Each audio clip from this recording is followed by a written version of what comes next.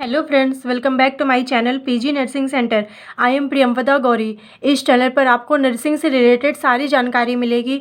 Don't forget like and subscribe. Friends, आज हम समझेंगे क्लिनिकल प्रेजेंटेशन कैसे बनाया जाता है, इसका क्या फॉर्मेट होता है और इसी के बारे में हम डिटेल में समझेंगे।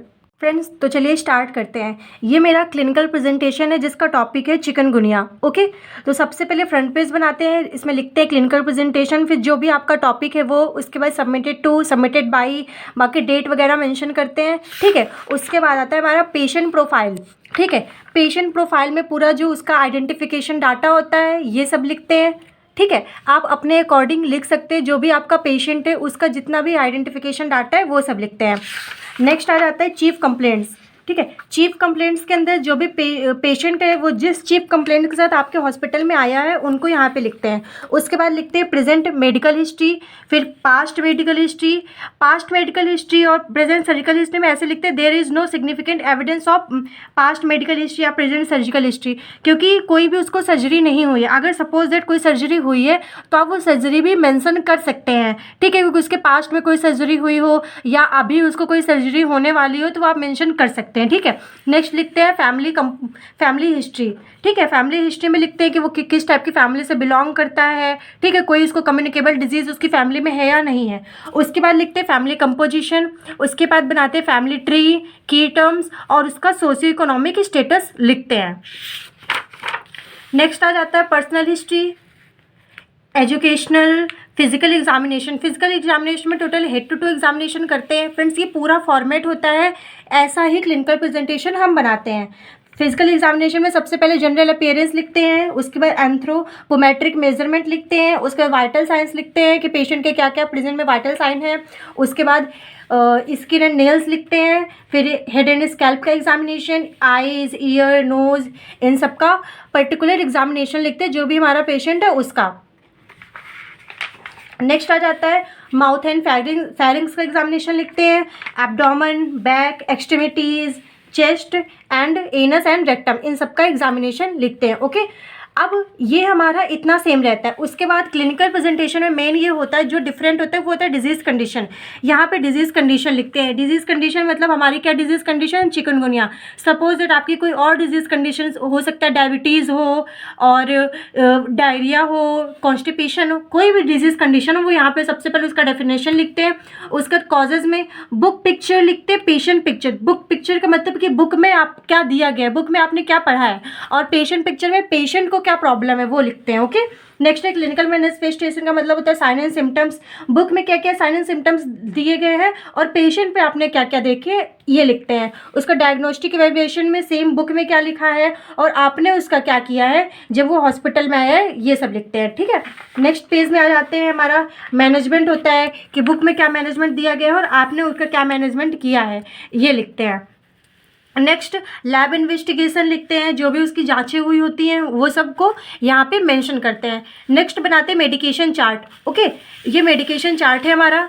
ये सबसे पहले name of drug, dose, route, frequency, mechanism, indication, contraindication, side effect and nurses responsibilities, ये पूरा मेडिकेशन चार्ट आप बनाते हैं।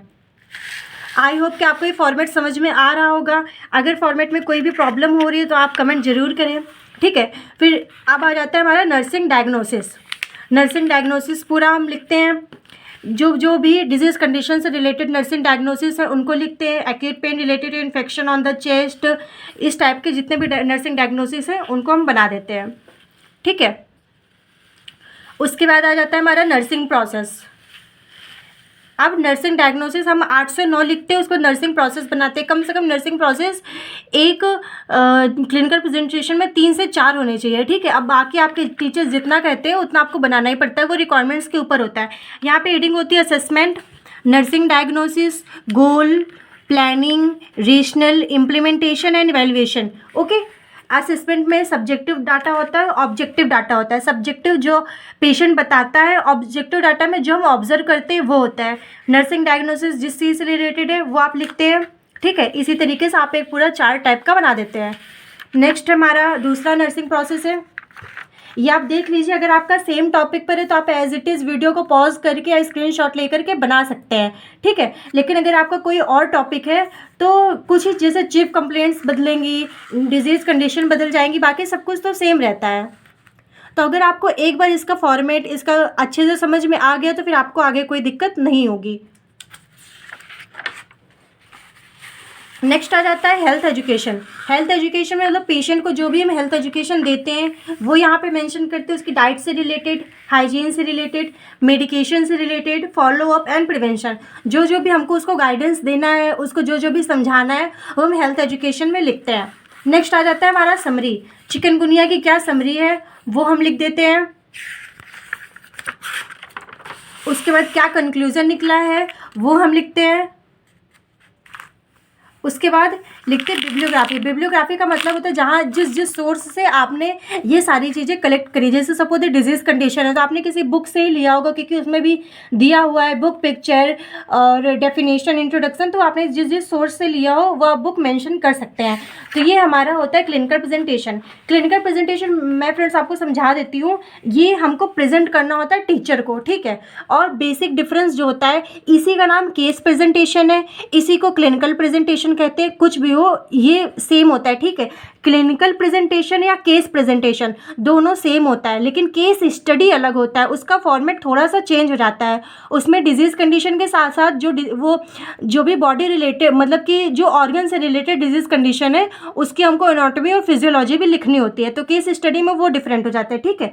बाकी clinical presentation, case presentation same होता है। अब हमको ये प्रेजेंटेशन है, मतलब हमें इसे प्रेजेंट करना है, तो इसके लिए हमको AV एड्स भी चाहिए होंगे, तो हम साथ में AV एड्स भी देख लेते हैं। जो भी क्लिनिकल प्रेजेंटेशन है उसके लिए AV एड्स में मेनली 3 होते हैं। पैम्पलेट हो गया, फ्लैश कार्ड हो गया और एक चार्ट हो गया, ठीक है। तो जो पैम्पलेट्स होते हैं उसका कोई पर्टिकुलर साइज़ नहीं होता, आप कोई भी साइज़ ले सकते हैं, लेकिन जितने भी पैम्पलेट्स होंगे उनका एक ही साइज़ होगा। पैम्पलेट्स में आप इसका एक फ्रंट पेज बना सकते हैं, उसके बाद पैम्पलेट्स में आप डेफिनेशन लिख सकते हैं, ठीक है। जो ईजी हो वही आप लिख सकते हैं, ठीक है। आप इसमें कुछ भी टाइप्स भी लिख सकते हैं पैम्पलेट्स में, लेकिन जो भी लिखेंगे सभी में सेम होगा, ठीक है। तो ये हमारे हो गया एक AV एड्स हो गया पैम्पलेट्स का। उसके बाद आ गया फ्लैश कार्ड। फ्रेंड्स जो फ्लैश कार्ड का साइज़ होता है वो 25/30 होता है, ठीक है। अगर 30 आपने ये लिया है तो आप 25 ये ले सकते हैं, ठीक है। और अगर 30 ये लिया है तो आप 25 ये ले सकते हैं। कोई वो नहीं है कि 25 विद होनी चाहिए और जो लेंथ है वो 30 होनी चाहिए, ठीक है। लेकिन जो इसकी रेंज है वो 25/30 होनी चाहिए। तो फ्लैश कार्ड में एक फ्रंट पेज बनेगा। उसके बाद नेक्स्ट, अगर टीचर्स आपसे बोलते हैं कि आप हाथ से डायग्राम बनाए तो आप हाथ से बनाए, वरना आप जो पिक्चर पेस्ट कर सकते हैं। फ्रेंड्स मेरी ड्राइंग ज़्यादा अच्छी नहीं है इसलिए ये इस टाइप से बने हुए हैं, ठीक है। तो इसमें आप mainly sign and symptom show कर सकते हैं, जैसे चिकनगुनिया से रिलेटेड बुखार, जोड़ों में दर्द, उसके बाद आ गया सर में दर्द, ठीक है। उसके बाद आ गया उल्टी होना, ये सारे आप वो बना सकते हैं। ये हमारे हो गए सारे फ्लैश कार्ड, ठीक है। फ्लैश कार्ड कम से कम 6 से 7 होने चाहिए और एक फ्रंट पेज होना चाहिए। इसी तरह जो पैम्पलेट्स है कम से कम 5 से 6 होनी चाहिए और एक फ्रंट पेज होना चाहिए। अब हम आ जाते हैं हमारे चार्ट में। तो फ्रेंड्स ये चार्ट है, इसमें आप प्रिवेंशन लिख सकते हैं कि चिकनगुनिया से कैसे बचे। तो आप इसमें कुछ पॉइंट्स लिख सकते हैं जिससे आपको समझाने में दिक्कत ना हो और आप इजीली समझा सके, पेशेंट को कोई दिक्कत ना हो समझने में, ठीक है। मैं यहाँ पे एक चीज़ क्लियर कर दे रही हूँ। देखिए जो क्लिनिकल प्रेजेंटेशन होता है ये हमें टीचर को प्रेजेंट करना होता है, और जो हेल्थ एजुकेशन होता है वो हमें पेशेंट को प्रेजेंट करना होता है। तो जो हेल्थ एजुकेशन के आप AV एड्स बनाते हैं वो कंपलसरी होता है कि आप हिंदी में बनाएं ताकि पेशेंट को अच्छे से समझ में आए। लेकिन जो क्लिनिकल प्रेजेंटेशन है इसको आपको टीचर को समझाना होता है, मतलब टीचर के सामने प्रेजेंट करना होता है। तो आप इसके ये जो AV एड्स है इनको इंग्लिश में बना सकते हैं, ठीक है। बाकी अगर टीचर कंपलसरी कर रहे हैं तो आप इंग्लिश में बनाएं, वरना आपको जो कंफर्टेबल लैंग्वेज हो, लेकिन प्रेफर किया जाता है इंग्लिश।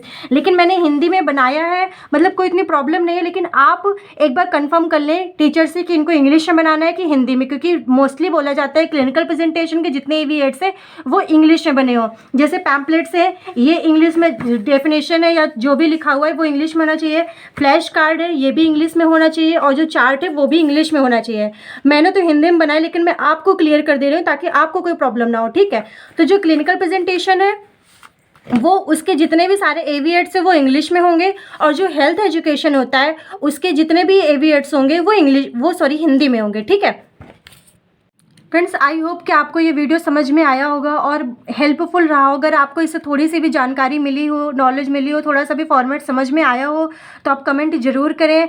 एंड अगर कोई दूसरे टॉपिक पर आपको क्लिनिकल प्रेजेंटेशन चाहिए, केस स्टडी चाहिए, nursing care plan, surgical care plan, कोई भी रिक्वायरमेंट्स चाहिए तो आप कमेंट कर सकते हैं। मेरे पास होगा तो मैं ज़रूर उसको अपलोड कर दूँगी। एंड अगर कोई डाउट हो तो आप कमेंट करें। और thank you so much for watching.